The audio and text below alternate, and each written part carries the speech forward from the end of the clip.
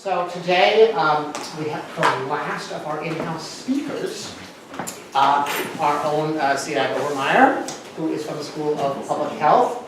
Ziad just joined the Berkeley faculty this year, coming from Harvard, where he was in the med school. And I said, why did you come to Berkeley? I'm just doing my pre-introduction interview with him.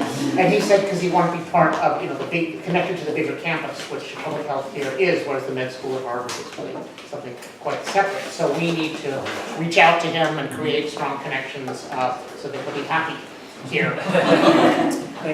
Ziad has an interesting background. He, I think, started his graduate work in history of science, is that right? And then got an MD, and is currently in the space kind of between medicine and data science, so focusing on using innovative and modern methods, both for individual outcomes, health outcomes, and also for public health interventions, so population health. And today, he's going to talk about a topic that we're all, the title sounds really interesting to all of us, using machine learning to understand and improve human decisions, and we'll hear how it applies to human health, probably, population health. So, thanks so much for coming. Thanks so much for having me. It's a special treat for me because my connection to demography is so tenuous that I was really excited that anyone wanted to hear about it. So my only connection to demography really is that I've known Dennis for about 15 years. Okay, I didn't know that. Yeah. All right. So I thought my work is mostly at the intersection of machine learning and public health, public policy.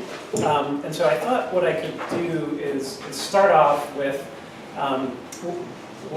why do we care about machine learning, and what can it do for us, and how is it different from the tools that we already have in our toolkit that seem to be working pretty well and doing good stuff for us.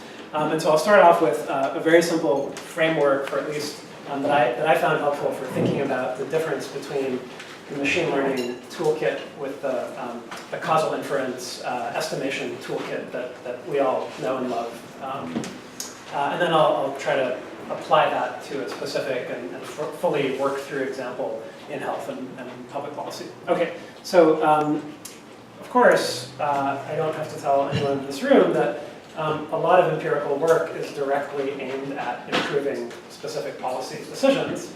And that those decisions actually seem inherently like they are causal inference questions. You know, you're usually interested in the question of, should I do a given policy? If I do, what will that policy do? And what are the counterfactual worlds that I can simulate with and without that policy? And in fact, these things just seem like, what would we need besides the causal inference toolkit to say anything important about these questions. So very simple toy policy decisions. Imagine first that you are a policymaker and you're interested in evaluating whether or not you should be in the business of doing rain dances because there's a drought. That's the first setting. The second one is you're the same policymaker, but before you head to your office in the morning, you have to decide whether or not you're going to take an umbrella. So these are two important policy questions.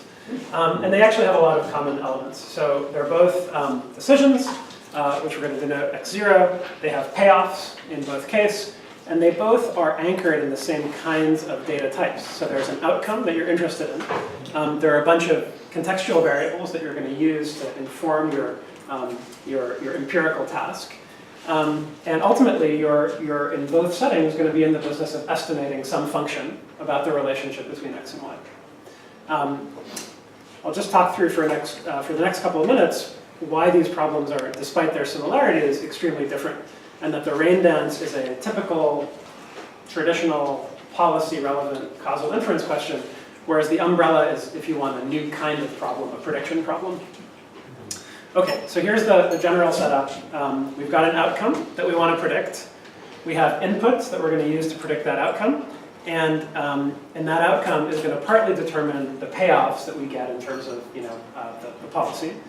And of course, the other important element is the decision that we're considering, whether or not to do x0. So that's it. Those are the four elements that are going to be common across these two different setups.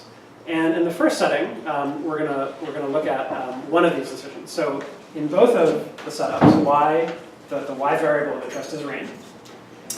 In both setups, the atmospheric conditions are going to be the contextual variables that are giving us some ability to predict rain. Here, let's start with the example of the rain dance. So if you're setting this up as a, as a graphical model, you would draw this arrow here. So your main empirical quantity of interest is going to be this arrow, which is the effect of the rain dance on the rain. And that's why that is a very typical causal inference question. Notice nothing changes when we're thinking about the umbrella problem, except this arrow. So now you actually, as much as it feels like when you take your umbrella it doesn't rain, and when you don't take your umbrella it does rain, I've heard that that's not, there's no actual causal arrow here. Whereas the actual causal arrow of interest is this one here, which is, if I take my umbrella or not, how does that change my payoff? Now you'll notice that this is where this arrow becomes very interesting, and this variable becomes very interesting, because the payoff of taking the umbrella or not depends on the likelihood of rain. So both of those things are going to determine your payoff, whereas in this previous situation, everything is mediated through that variable, and this is the arrow of interest. I'm used to giving talks for economists who don't let you get off the title slide before asking questions, so maybe I'll stop here and just make sure. Well, this assumes the umbrella works. That we know It does, yes. Actually, yes, no, very important question. It does, yes. So a key factor here is that this generates a payoff. Exactly. So this is a policy that we already know has some effect on us. And there's some cost to implement it. Exactly. Yep. Absolutely.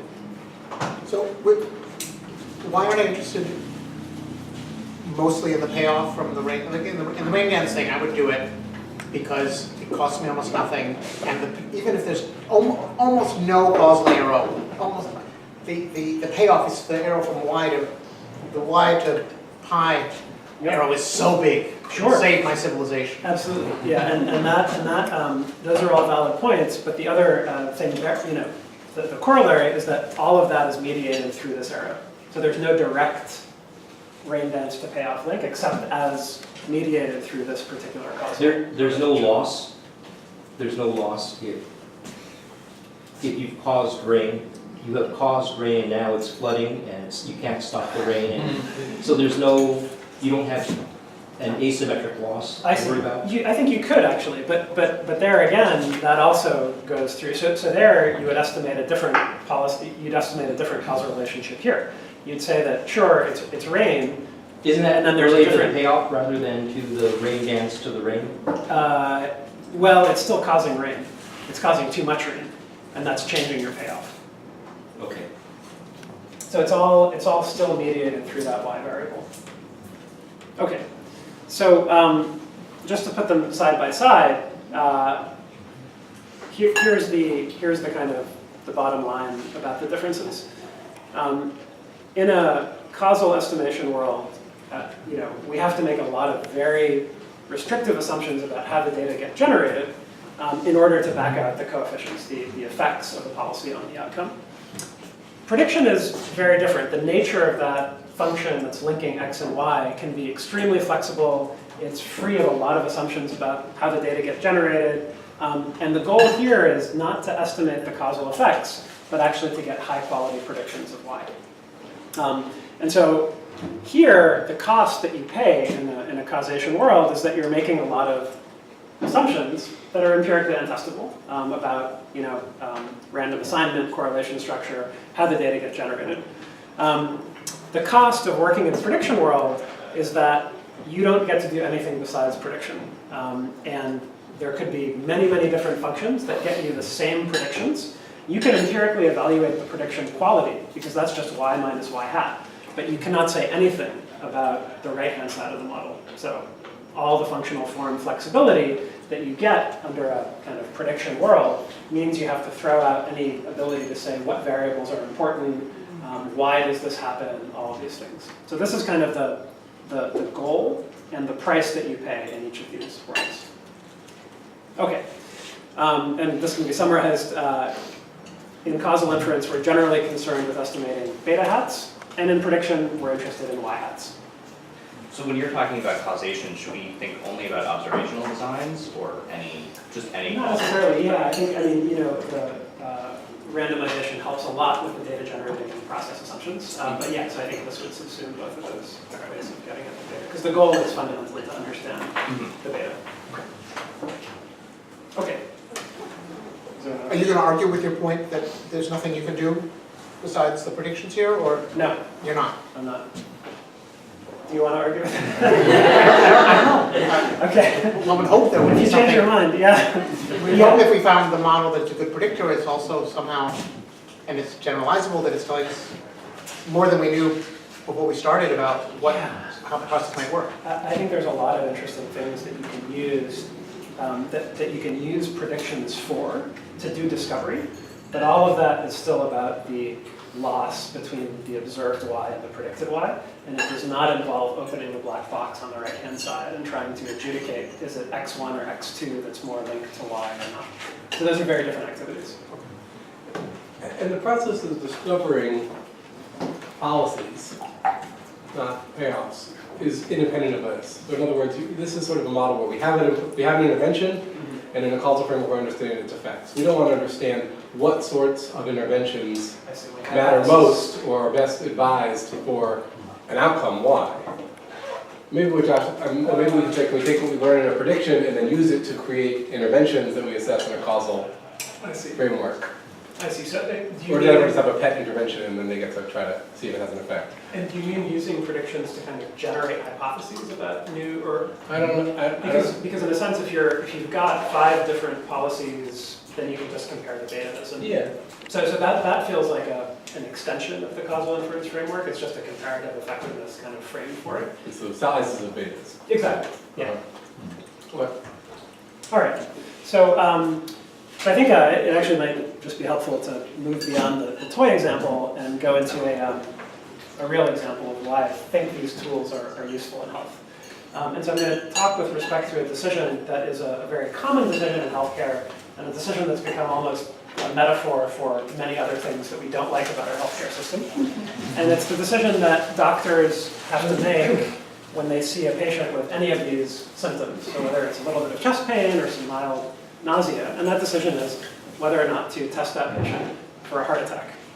And so why are we focusing on that decision? Well, it's a decision that stresses a lot of doctors out. I'm still practicing a little bit, unfortunately for my patients, and it's a decision that you make, like 2 or 3 times a day when you're working in the ER. And it's a decision that has a lot of consequences, both for the patient, as we'll get into, but also, almost as a metaphor for a broader fact that we know about our healthcare system, which is that it's really expensive. And so you've almost certainly seen some variant of these graphs where, healthcare is growing really fast, and if we don't do something about it, we're not going to have, a military or a beautiful border wall or any of the other things we really need. And so when people look at this, they look at that spending growth and they just see a lot of waste. And so there are a lot of numbers in literature about how much of the trillions of dollars we spend on health that are wasted. There are books written about it, but in a sense, that decision about whether or not to test people in the ER for a heart attack is kind of the most salient of these kinds of decisions where, sure, it's a very important medical question, but it's also very clear that we're wasting a lot of money on tests that people don't need. And so just some medical context on heart attack.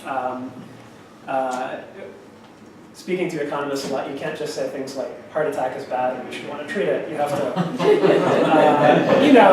so heart attack is bad. It has many bad consequences. Some of them are fatal. Some of them are related to long-term consequences. We have a very robust evidence base about the treatment of heart attack in the emergency setting. And I'll just say that in the news recently, there's been studies of non-emergent revascularization procedures. So this is like, you've had chest pain for 2 years, you go see your doctor, and she schedules you for an elective procedure. That evidence base has been questioned, but the evidence base on treating patients with new symptoms who come to the ER, that is incontrovertible and very solid. And the treatment effects are large. The problem is that it's not as easy to diagnose heart attack as it is on TV. And it's not always like a middle-aged white man clutching his chest. Sadly, sometimes patients look different, they have different symptoms. And so when we talk to patients and examine them, and even when we do things in the ER like electrocardiograms and lab testing, sometimes that's not enough. And we need to keep them in the hospital overnight and do the treadmill testing, imaging tests, and even invasive procedures like catheterization to definitively answer the question of whether someone's having a heart attack or not. And that gets expensive because it's hospitalization, there's radiologists, cardiologists involved.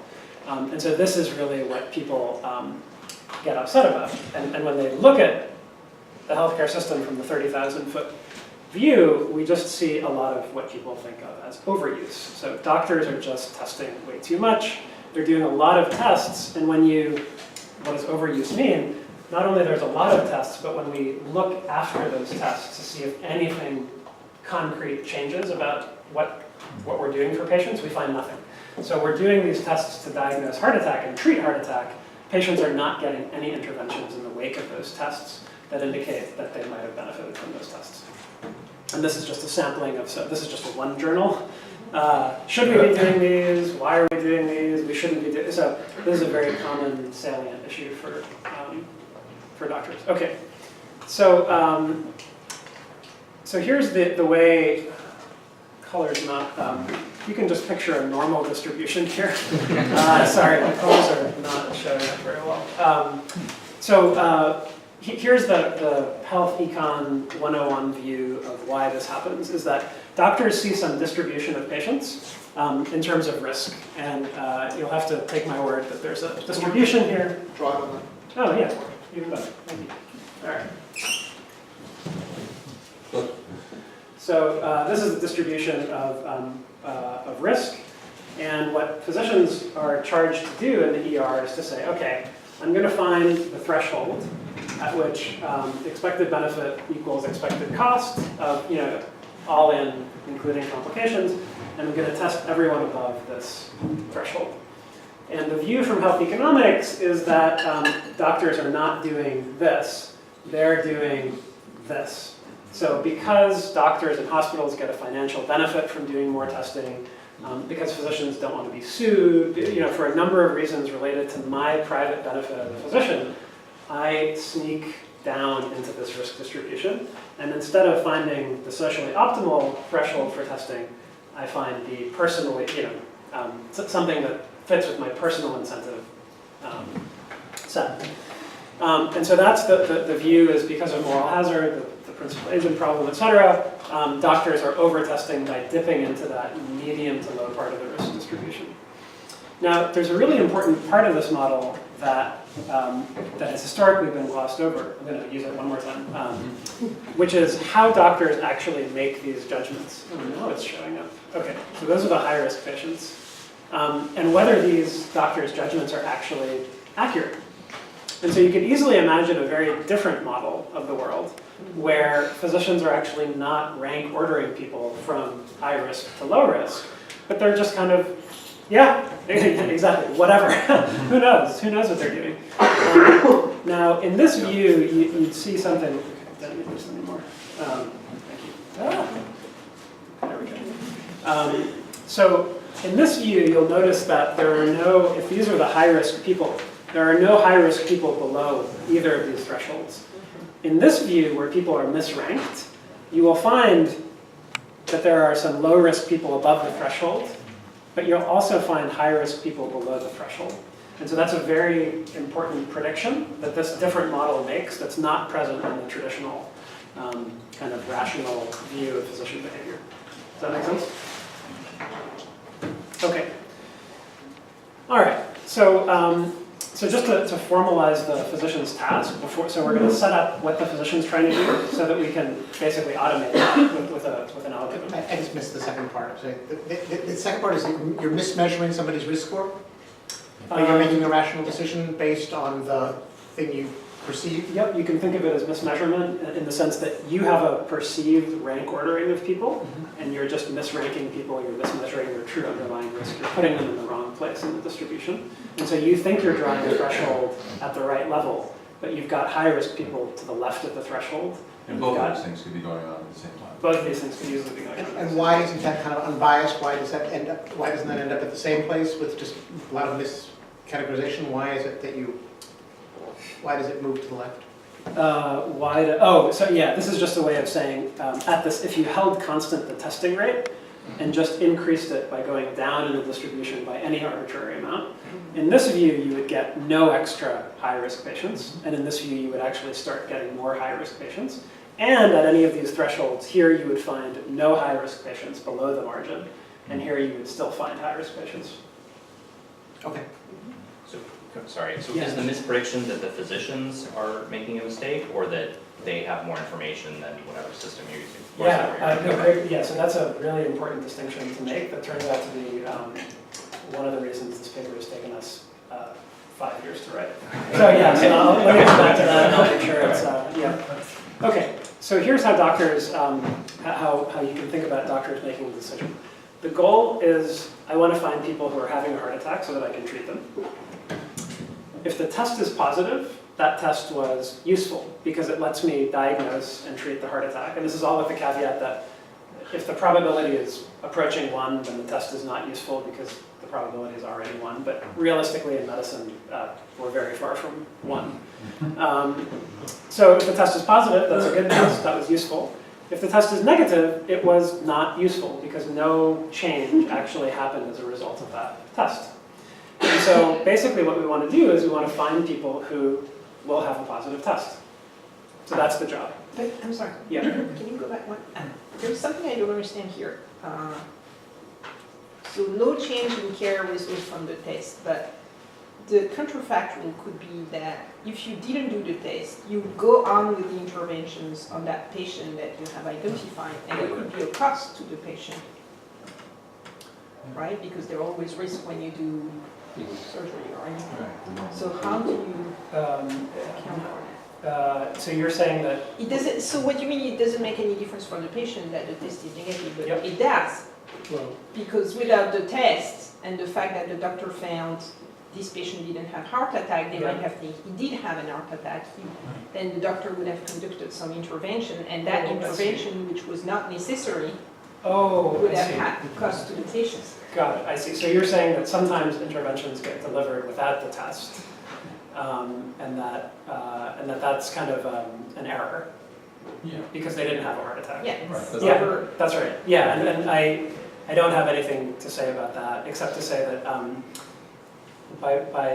by nature of the test itself, so if you have a positive stress test, you go on to a catheterization. The catheterization is the same procedure as the intervention procedure.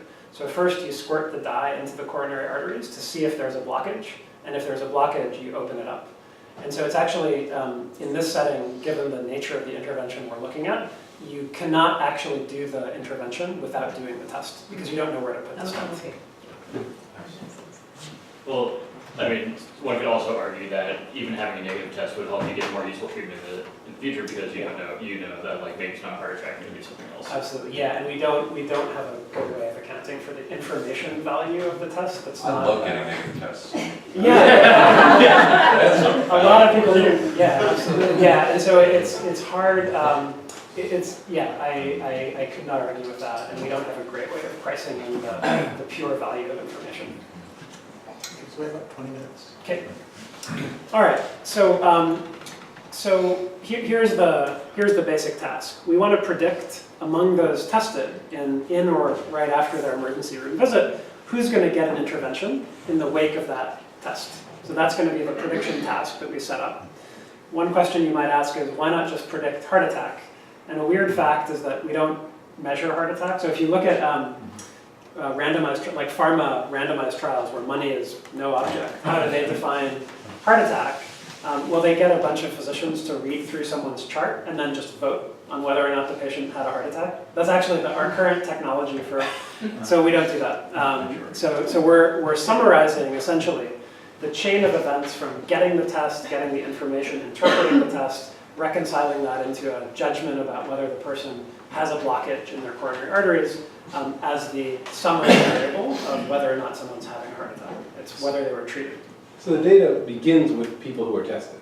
You're not, for instance, going to take 1,000 people come to emergency room and give Yeah. everybody a stress test. Yeah, I'm going to do that next, but I want to start with the tested, and then I'll come back to the untested.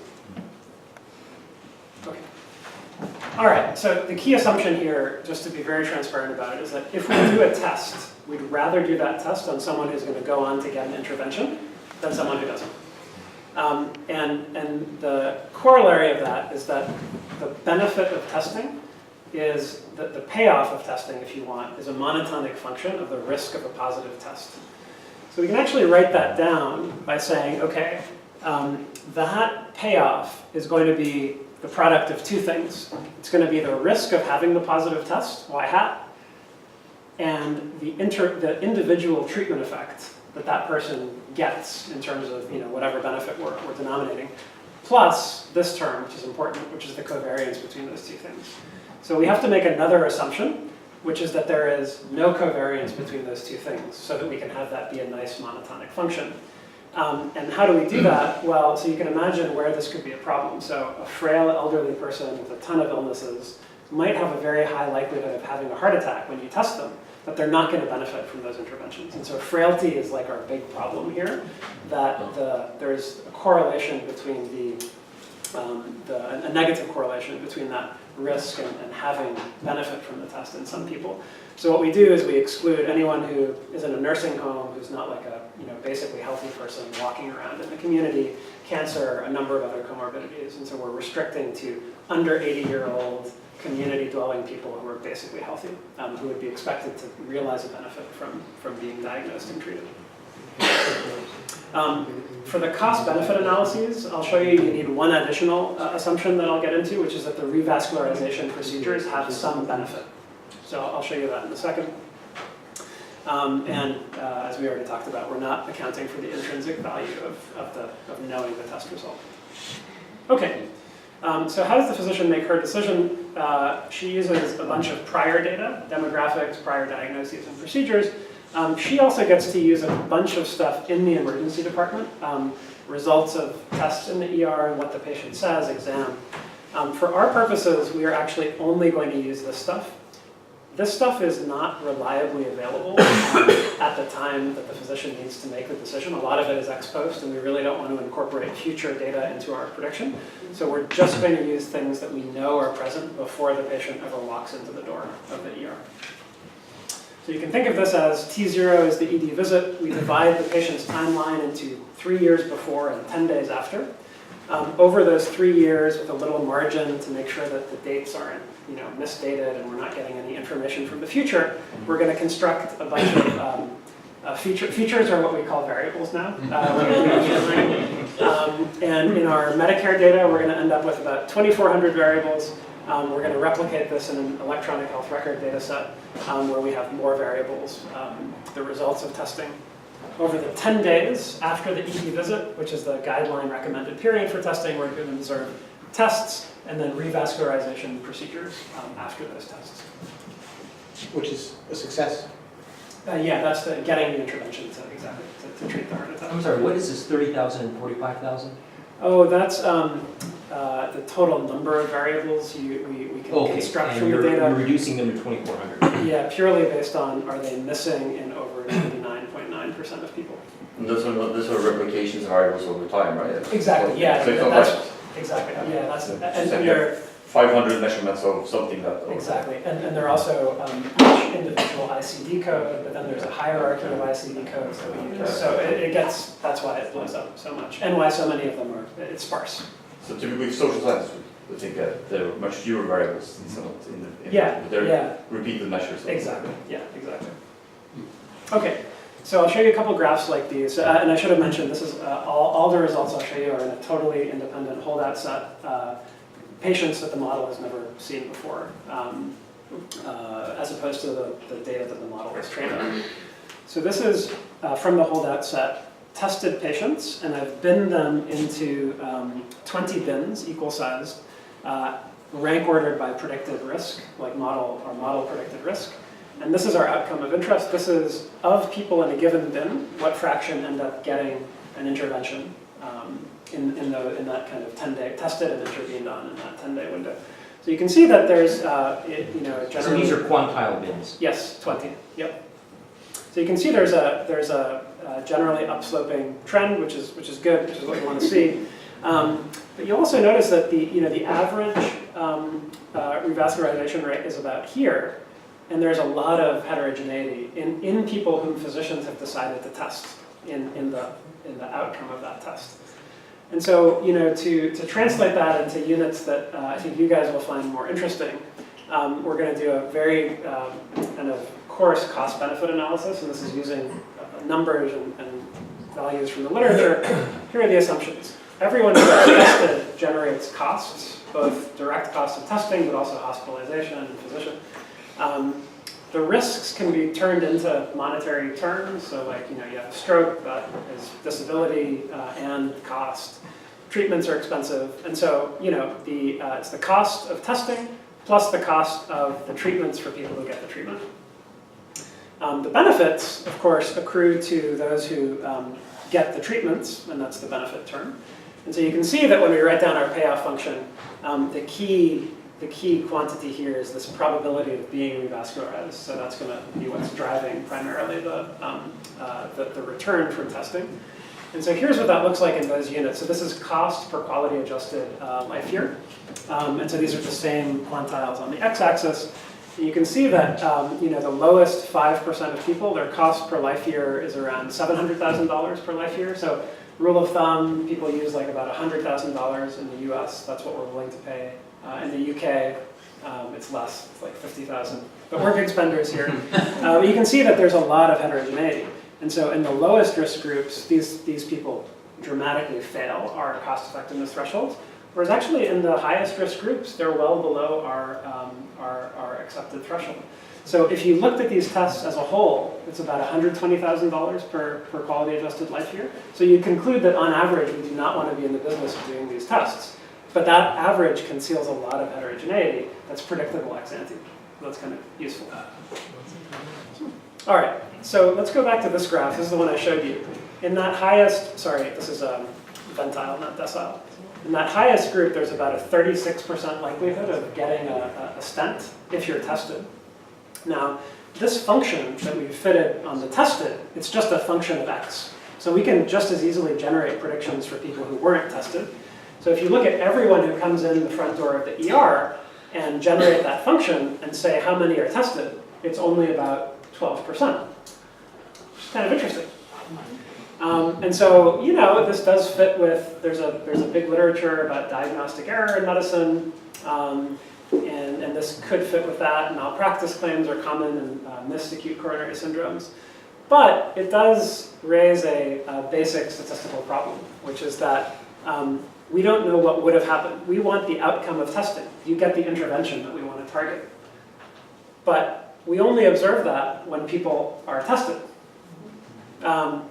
Now we want it when they're not tested. And so that's a problem. In the computer science literature, the solution to this problem is essentially to pretend that it does not exist. And to say, basically, we're going to generate predictions for untested people, and we're basically just going to assume that that's what would have happened.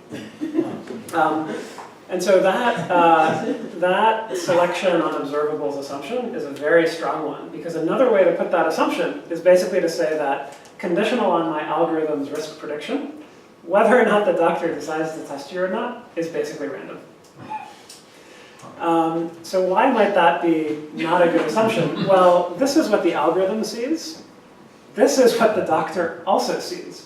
For example, the electrocardiogram, which, if I remember anything from medical school, is important for diagnosing heart attack. Now, one problem is that ECGs are not typically found in the same data warehouses as the rest of the electronic health record data.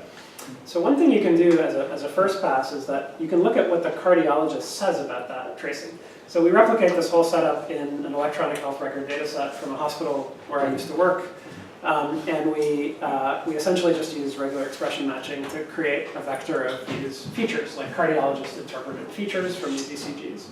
And then we can actually look at how that plays out in this electronic health record. Oh, no. Man. Okay, you're going to have to take my word on it. ST elevation, very concerning for heart attack. This is risk quartile, because sample size is small, and this is the testing rate. So people with this finding are tested much more often than people without that finding. ST elevation is from the electrocardiogram? Yeah. Okay, so. When the doctor says, this is a normal ECG, there's nothing wrong with this ECG, they're tested less frequently. So doctors respond to this information when they're making test decisions. Is that a good thing to do? Yes. So when you look at the yield of testing, when you have ST elevation, you are far more likely to be intervened on. Likewise, normal ECG, far less likely to be intervened on. So you can see why this is a problem for the algorithm. The ECG features are predicting both the doctor's decision and the yield of that decision. So you can imagine what happens. We see someone who's very high risk, and the doctor decides not to test, and we say, oh, stupid doctor, under-testing. We don't see that that person has a normal ECG, and that the yield would be a lot lower than our algorithm thinks. And so the typical response to this is like, oh great, why don't you just include the ECG in your algorithm? Which we can do, but the problem is it's not just the ECG. There's a lot of other stuff that the doctor sees, and this is to your original question, Dennis. There is an enormous amount of private information that the doctor has that the algorithm does not. And if you incorporate just the ECG information, this is the original prediction, and this is, if you just take the ECG waveform and plug it into like a deep learning pipeline to predict the outcome of testing alongside all the other data, you get a net and very negative reclassification of everyone in terms of their predicted rate, just by adding in that one data element. So that's a big problem. And I'd say it's not taken seriously enough in a lot of the literature. I'll gloss over that for now. So what can we do about that? So there are two solutions. One is that we actually have a lot of other data on the untested people. And we can look through those data to see, to construct alternative outcome measures for those untested people. So this is a measure of major adverse cardiac events. So this is a basket of the following things. Diagnoses of heart attack, cardiac arrest, urgent revascularization procedures that people need even though they weren't tested, and death in the 30 days after not being tested. So this is all untested people. And here we're actually seeing that in this top 5% at 30 days, 10% are having one of these outcomes, which seems like a lot. If you look at the guidelines from the literature, and these are decision rules that are implemented very widely over the past 5 years in electronic health record systems, this is their risk tolerance threshold. It's somewhere between 1% and 2% for this exact outcome. And so these people are at extraordinarily high risk relative to accepted guidelines. We can actually confirm that by looking at biomarker data from the electronic health record. And sorry, this is the 6-month one. The 30-day one is lower, but not that much lower. And this is biomarker positive heart attack from the electronic health record. Some of these heart attacks are actually quite big if you just apply different thresholds. So it indicates a lot of heart muscle has died. So you might think, well, is this just a wait and see strategy? Doctors say, come back if your chest pain gets worse. This is mortality in the untested as a function of that predicted risk, much higher in the high risk people. And it seems like the mortality is at least correlated with diagnoses of cardiac arrest. So this is ventricular tachycardia, ventricular fibrillation. These are the shockable rhythms that you see pretty frequently after untreated heart attack. So it's not just generically elevated risk or generic sickness, it's kind of specific to heart-related stuff. Okay, so here's the other thing we can do is take advantage of, luckily in the healthcare system we do a lot of random stuff, and sometimes that works to our advantage. And so it turns out if you come into the ED on day T, the protocol at most hospitals is you get tested in the ER, and then you're held overnight, and you get your definitive testing, all of the catheterizations and stuff, the next day or after. But hospitals don't like to pay to keep that testing facility staffed on the weekends. So if you come in on a Thursday, you're good. But if you come in on a Friday, you might be less likely to be tested. So this is the testing rate if you come in on Sunday through Thursday. And if you come in on a Friday or Saturday, doctors are more likely to be like, it's probably okay. You don't need a test. And so it's about a 16% difference. And these people are balanced on all the other, at least conservative things that we can So here's one way to quantify what doctors are doing. So you can imagine here's the risk distribution of people that doctors test, and then there's another risk distribution that doctors test on the weekend, and you can just difference those to see, okay, what's our guess as to who these marginal people are? You can see that when you do that difference, doctors are dropping, I guess, slightly more of the low-risk people, but they're also dropping quite a few of the very high-risk people when they're cutting back. So what would an algorithm do? So you have to constrain the algorithm to drop only within the same hospital and within the same time bin. So it's not going to be perfect, but this is what the algorithm's marginal patient would look like if the lowest risk people in each of those bins of X were dropped. Of course, the algorithm would be dropping many more of the low-risk patients and far fewer of the high-risk patients. And so that gives us a way to quantify how much better algorithmically driven decision-making would be at producing a given reduction in test rate under these kind of conditions where the tested and the untested are as if randomly assigned. Okay. So it gives us a way to reevaluate a very common thing that people do in health policy, which is to say, let's compare the high testing and the low testing people and just try to get the high testing people to be more like the low testing people. So when I was in residency and I would walk into some shifts in the ER, I would see the attending doctor on duty and I would know that we'd just be testing everyone.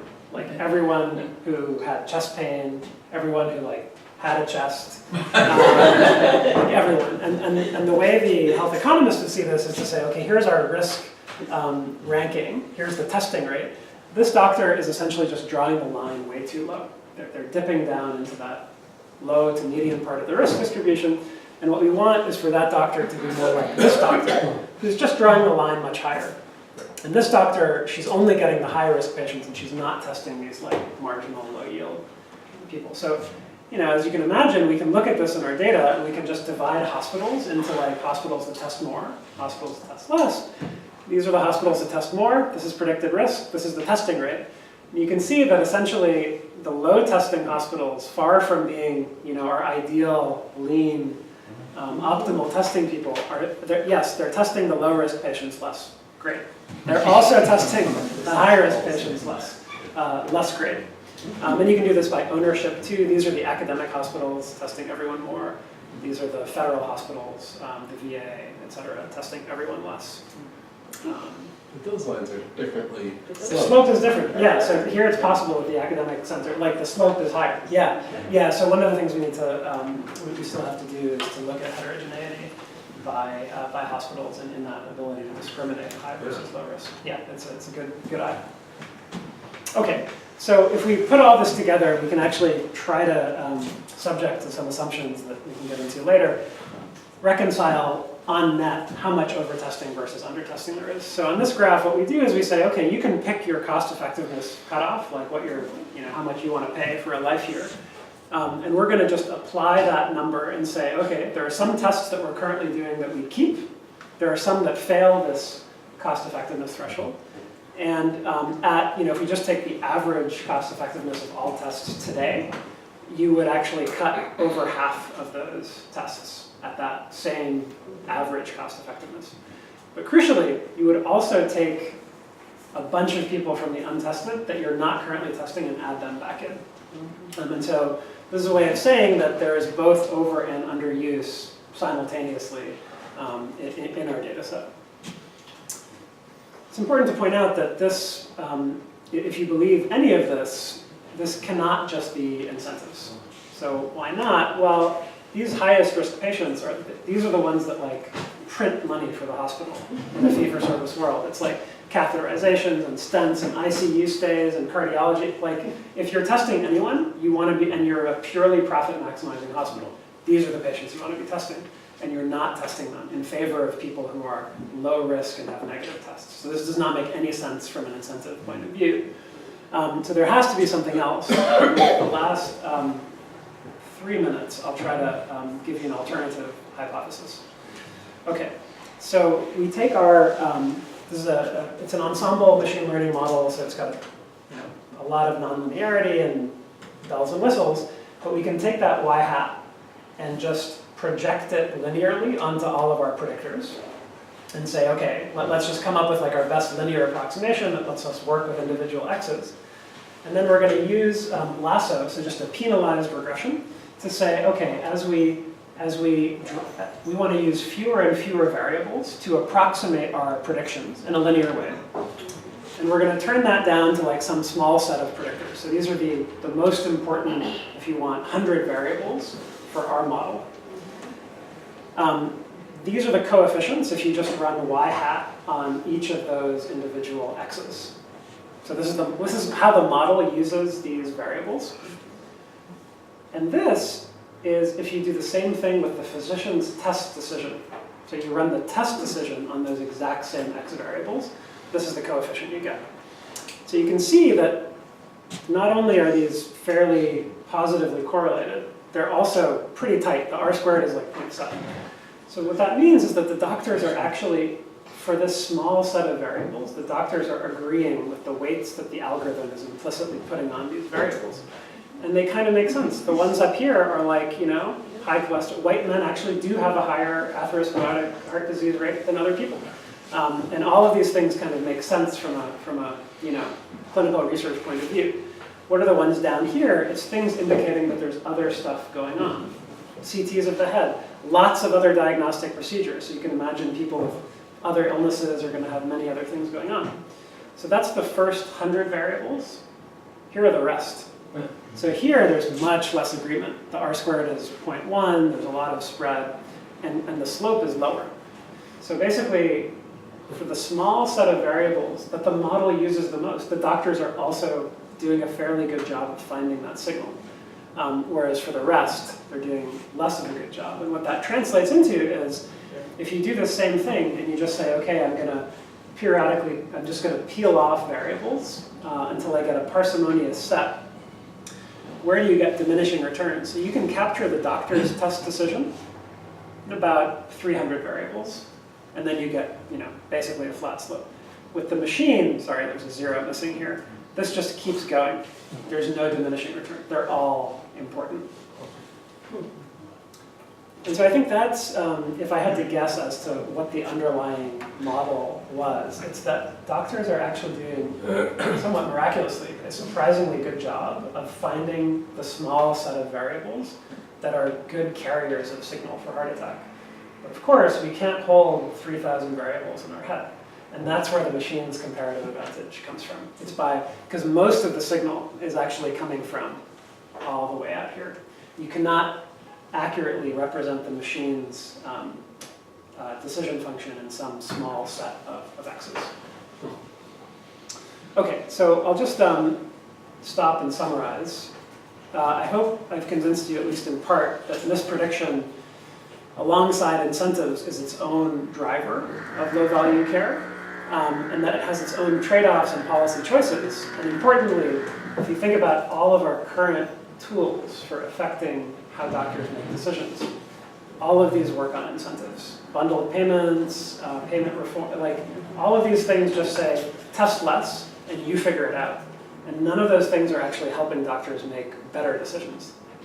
And if there's one thing that I took away from those graphs is that when you tell doctors to test less, they'll test less, but they'll test everyone less. And so it's not testing better, it's just testing less.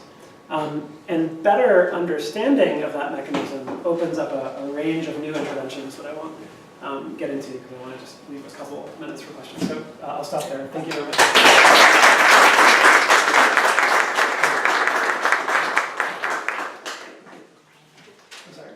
Oh, sure. Yeah. You can actually work with software engineers trying to put this algorithm into the recommendation system, and then add that as a patch to the EHR system, and then test how the mortality rate is changing after you implement that. Absolutely. Yeah. So we're talking to a few different health systems about running randomized trials of this algorithm. Yeah. Right now. Yeah. This is totally entrancing. Oh, thank you so much. I wonder if you could talk a little bit about how the high-risk people who weren't tested and the low-risk people who were tested, if you could show us those two together, for thinking about this mismatch, this misprediction, it would just be helpful to have a sense of where, how those two look together. Yeah, so one thing I can tell you, which is kind of interesting, is that the high-risk untested tend to be much more complicated, so and in specific ways. So they have illnesses like heart failure or emphysema that are actually, not only do they have the same symptoms as heart attack, but they also have the same underlying risk factors. So smoking and prior heart attack causes heart failure. They're much more common. And so if you look at the degree of undertesting as a function of when was the last time you got a diagnosis of heart failure, if you just saw your doctor and got a diagnosis of heart failure the week before you come to the ER, you are far less likely to be tested. And it's, I think, partially about anchoring on what someone else just said, and they're much more common. So if you're going with the base rate, it's actually not an error. It's just that the physician, it's weird because you'd think, sure, go with the base rate, but also test for heart attack. But physicians are basically choosing one. So there seems to be some kind of, and from medical school, who's the master clinician? It's the one who can take this very complex set of symptoms and reduce it down to one thing. But of course, it could be that one thing, or it could be this other thing, and you should be testing for both. But I think people are just, they're over-applying Occam's razor, is what it looks like when you look at these complex patients. The low-risk tested are basically just high utilizers, so they come a lot, they have diagnoses of chest pain that don't seem to be, but it's very salient. So I think you can, this is all speculative, but it seems like it's just a catalog of all the biases that we know affect decision-making, anchoring, and saliency, and recency, and all those things. And I should note, my co-author is a behavioral economist, so I'm becoming very attuned to these kinds of issues. Thank you. So could you show us the picture where you compare the doctor and the machine, like the two curves that go? Okay. So you made a comment that the more variables you add to the machine learning algorithm, the better it does.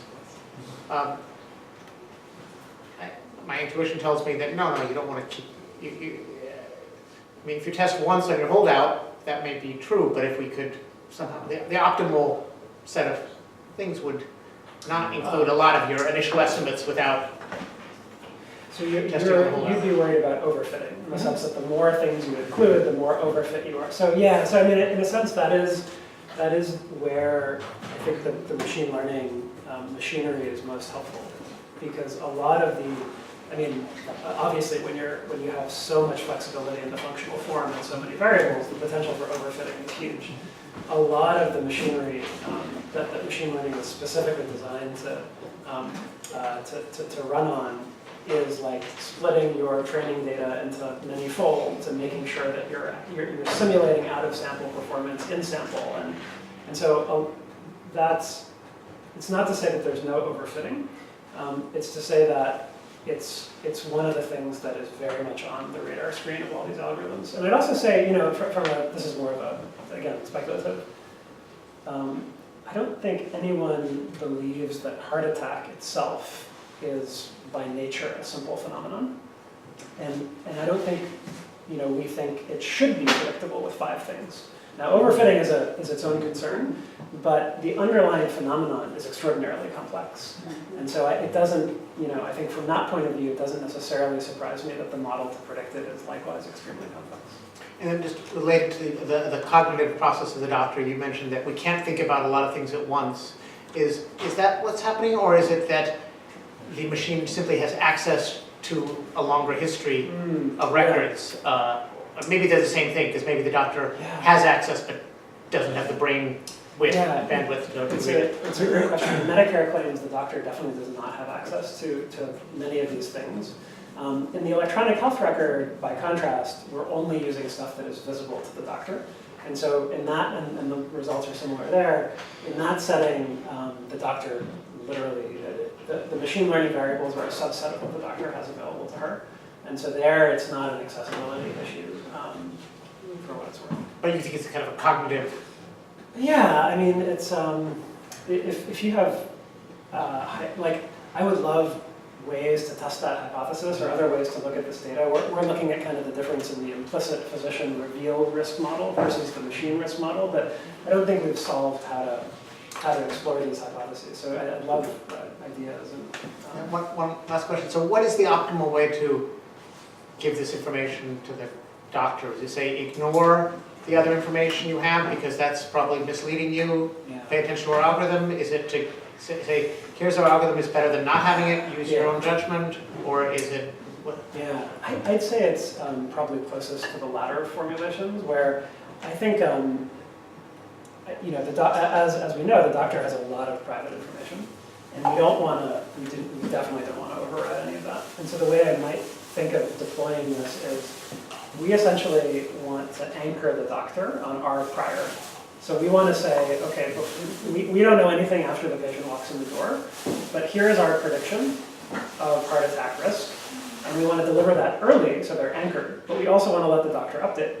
And so I think it's a very light touch thing where we just say, like, here's the ex ante risk. Now you do your job. Have you had success with that? Oh, don't know. We're talking to a few different health systems about when we run it, if we were able to convince anyone to run a trial, what the right way to deliver that prediction in a behaviorally nuanced way would be. Right, because this to me, oh, I'm sorry, were there other? This is really an appropriateness of care kind of question, and my experience with that is that physicians are rather reticent to, they don't even listen to other physicians. Why would they listen to a machine? Yeah. Well, It's sorry. Answer it. So I feel like what he wants to do is to show the facts rather than to be too judgmental. You know, like to tell doctors what you should do or you should test or not, rather than just give them the probabilities and let the doctors still make their own decisions. So, yeah. I mean, I think Physicians are bad Bayesians. but they have their. Well, I think I'd quibble with that a little bit. I think if I was actually really surprised by the agreement in that small set of X's between the model weights and the physician weights. And so I was actually shocked by this because my sense as well is that physicians are just not good at this. I actually think they're good. I think the task is just extremely complicated, and I think that the current state of the art of decision support, you know, there are a lot of details that I love talking about that other people hate listening to me talk about, but a lot of these decision rules, if you look at the original papers, it's bad science. It is terrible science. For example, they do not meaningfully deal with the fact that the tested population is different from the untested population. So like all of the decision rules do not engage with that issue. So is it any surprise that physicians don't think that these decision rules work? Yeah, because they're crap. I mean, they're just, they're not good. I'm going to tell you that this is a good place to give your talk because not only are we interested in machine learning, not only are we interested in machine science, there are actually people in this room who have worked on quality of care, who have worked on. Cool. He's worked on that problem. I've worked on that problem. Cool. Yeah, I mean, and we've been working on that problem for a couple of decades, so it's not like absolutely. Yeah, and I think if I put myself in the position of a physician, nobody likes ordering negative tests, and especially nobody likes when you don't test someone and they come back the next day with a heart attack, and that kind of thing has happened to everyone. So I think if people are given a tool that actually works, and that tool is delivered to them in a behaviorally informed way, it's a testable assumption, but I think people will use it.